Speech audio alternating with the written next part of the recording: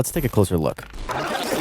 Throughout round 1, Khabib was putting relentless pressure on Gaethje, and it caused Gaethje to be very frantic and reactive.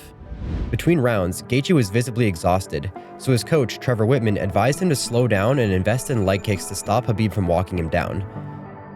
Slow it down. Okay. Good legs fuck, man. Keep it. Hey, no, I like the feet. You gotta keep the feet. I'm telling you, 8 more low kicks, but don't you get fucking lazy. Dude, he already can't walk on his leg. The low calf kick is one of Gaethje's best weapons.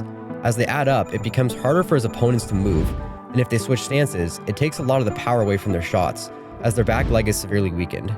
However, it's important to time these kicks, otherwise the opponent can grab a hold of the leg and enter a takedown.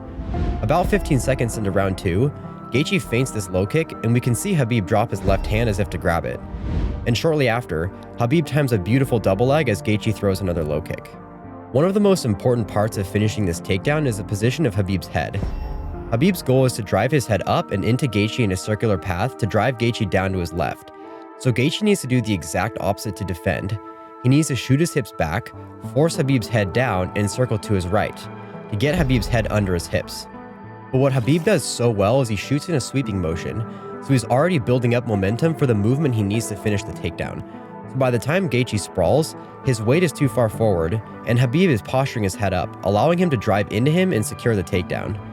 Gaethje tries to reach back and secure a wizard to defend his back, but Khabib uses his head to shuck Gaethje's arm forward. At this point, Gaethje can either give Khabib his back or turn around and give him mount, and Gaethje decides to give up mount. There's a really important detail here that ultimately sets up the submission. Notice how Khabib has double underhooks, and as Gaethje turns over, he switches his left arm to a crossface. This allows him to separate Gaethje's left arm from his body and put shoulder pressure into Gaethje's face. As he gets Gaethje's left elbow above his shoulder line, it becomes very weak, making it easy for Khabib to drop his head behind Gaethje's left arm and threaten the arm triangle. He decides to abandon this attack though, and instead starts to set up an armbar.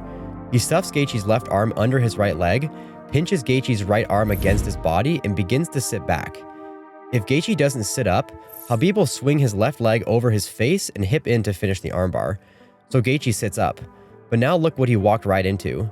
His head and arm are isolated between Khabib's legs, so Khabib locks up the triangle choke. One of Gaethje's last options is to pick Khabib up in a deadlifting motion and try to slam him against the mat. So to prevent this, Khabib underhooks Gaethje's right leg, which takes out his footing, and he gets the finish.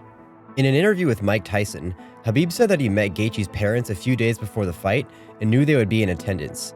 He was afraid that Gaethje wouldn't tap to the armbar, forcing him to injure him in front of his parents, which is why he transitioned to a triangle.